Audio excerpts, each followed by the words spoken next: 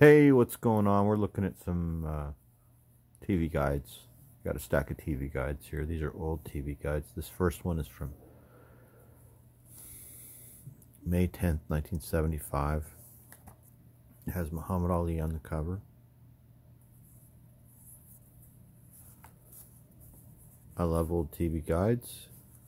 One of the things I like about old TV guides, you know, I like everything about old TV guides, but one of the things I like is that it's a guarantee that every time I buy an old TV guide, that exact copy of that TV guide at that same point, that date that's on that TV guide, that week of TV, I can place where I was and what I was watching. And this TV guide was in our house because my mother always had, isn't that a nice, beautiful ad? My mother always had a subscription to TV Guide. I wonder if this is this must be an LA Metro Media Television. Where does it say? It says at the very front, doesn't it say at the front what, there's no, I like it when they have subscription stickers on them, but it usually says right here before the screening room, it tells you, this should be the LA Metropolitan, yeah.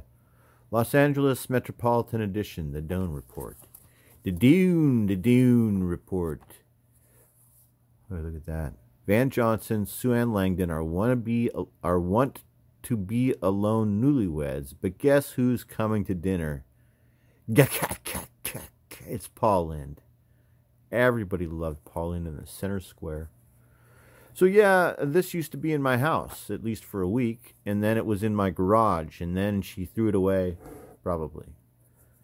I think that's what she did. She would accumulate the TV guides, probably, and then maybe a few months worth or something, and then eventually they probably just got thrown away or into some sort of recycling drive or magazine drive for the church. She might have saved them just for that purpose, to give them to the church, like every 6 or 10 or 12 months, I don't know.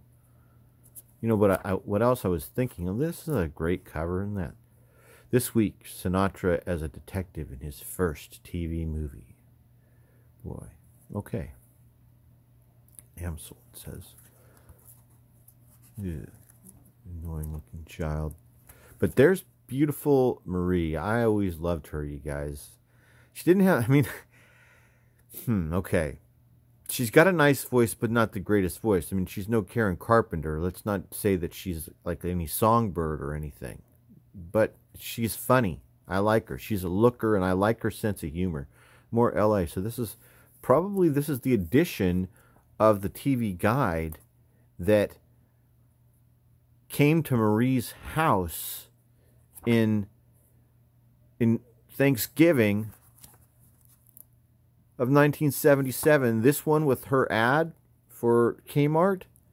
This is probably the same edition that it was delivered to her house. This LA edition with Sinatra on the cover. Isn't that neat? Thinking, you know, that she read the same and she opened it up and said, "Oh, there's that ad that they paid me for. Helped pay for the Malibu house." The Lucille Ball special. I used to get these posters sometimes. Did any of you guys ever order any of these posters? So I did. I liked Charlie's Angels and Cheryl Ladd. I had a Cheryl Ladd poster of Cheryl Ladd in a gold kimono showing off her cleavage, and it was a great poster. I had the classic Farrah Fawcett in the red bikini poster. I had a Kate Jackson poster. So I just realized that I had the Charlie's Angels in individual posters, but I didn't actually have an Angels poster. But I had a Kate Jackson poster as well. I can't remember what it was, but I'm pretty sure if I saw it again, I'd be able to recognize it. I didn't have any of these other posters. But I would... So there was a time that... KCOP? There was a time that when the TV guide arrived in the mailbox, I would be the first person to get it. So I would look through it before anyone else. Like, I was quick, bro. I mean, I was like on top of it. And some of the first things I would look for would be these ads. I was a weird kid, you guys. And the other things that I would look for, so that was from 77, would be this review. I don't know if it's going to be here at the front or at the back. Sometimes it's at the back. It's the one with the Hirschfield drawing of the guy that looks like David Steinberg. Right here. This. The review by Robert McKenzie. So, this is one of the first things that I would read as like a freaking 13-year-old kid. Isn't that kind of weird? I would read this television show review of, it wouldn't matter what the show was, I would just read it. I would just read this article in the back of TV Guide. Sometimes it'd be in the front of TV Guide. Well, this is cool. Seuss is canceled. Wedding bells for Mrs. Garrett. So, yeah, isn't this awesome, you guys? Paul Robeson. 76 World Series. Mel Allen. WPIX. This is 79. You think we're still in LA, you guys? Let's see. I know that we're going to shift to the East Coast in a second. We already did. Here we go. New York Metropolitan Edition. All right, so now we've got a bunch of East Coast guides. These ones from the 80s. The thing I liked about this stack from the 80s, you know, that came today is that they're very close together. Like look, here we've got June 20th to the 26th of 81, and then right after that, we've got the exact guide that comes next. Look, we got June 27th coming right up after. So we got after, this is was a show called That's Incredible or Real People. What is it? Oh, it's Real People. The hosts of Real People. Those shows are almost like interchangeable in my mind. I don't know why they are. They're different shows. But anyway, that's the cast of Real People, which is actually a fun show that probably still holds up.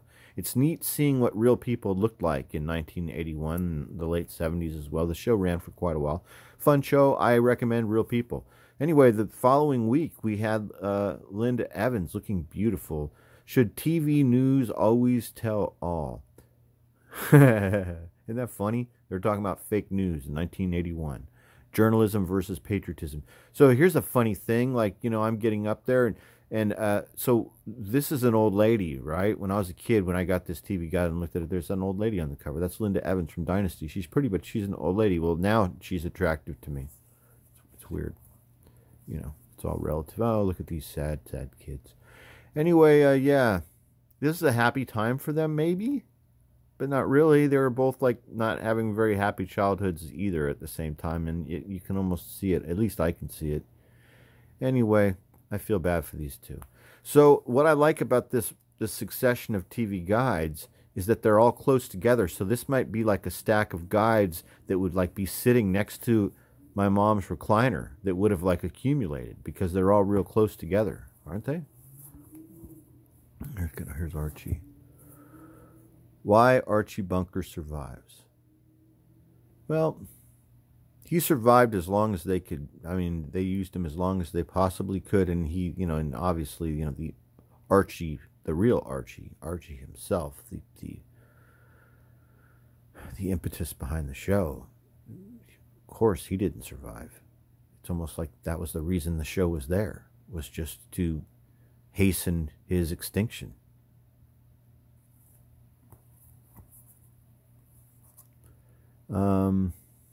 This is a cool cover. I like this. It's like it's a close-up of a painting. Is that what this is? I don't feel like opening it up and looking on the inside to see. Once again, they're trying to kill our grandparents, and they're doing it every week on the back of TV Guide. Oh, here we go. This is interesting. Very news. Fucking thing. God damn it. Why does it just stop focusing all of a sudden like that and screw up my entire video? I mean, I'm not. Did I do anything different to make it lose focus? And then suddenly it comes back. Oh boy. ABC Theater for Young Americans. Stoned. Oh my gosh. I remember this show. And I'm not proud to say it, you guys, but this was really, really close to me right here. It's like this show is almost about me.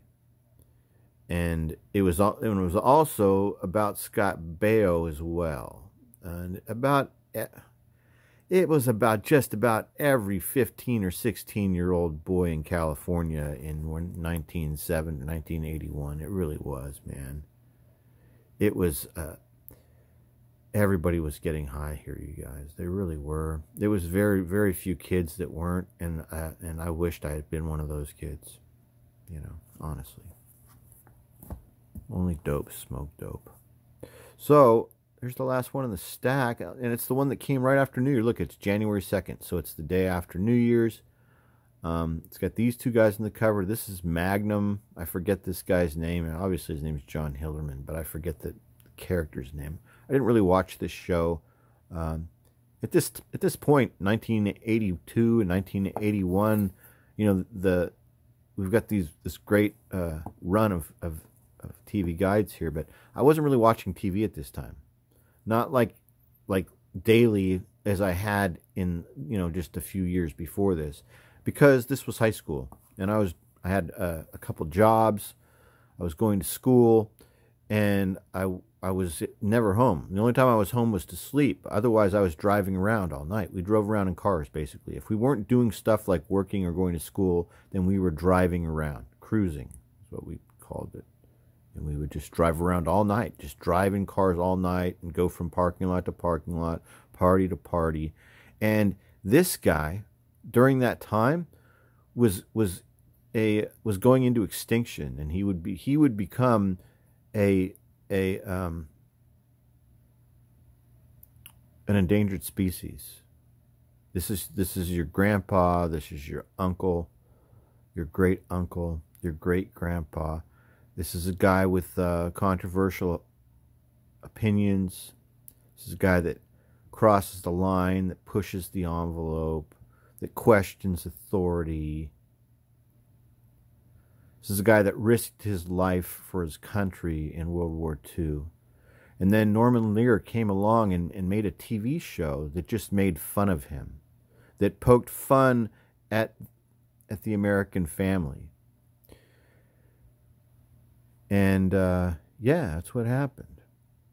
And it hastened his extinction, and it also hastened the installation of turd-brained meatheads like Rob Reiner.